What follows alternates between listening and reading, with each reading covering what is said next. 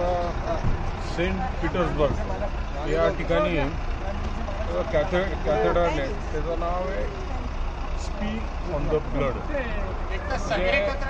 त्याचा इतिहास असा आहे, अलेक्झांडर सेकंड जो म्हणजे किंग इथला जो होता, त्याचा या ठिकाणी त्याच्या बॉडीगार्डनी मर्डर केला होता. आणि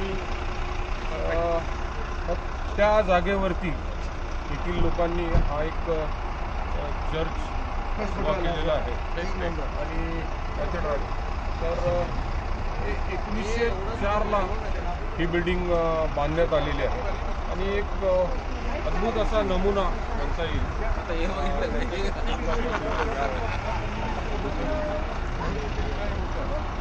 आणि असे टुरिस्ट असतात प्रॉपर ब्लॉगर सारखे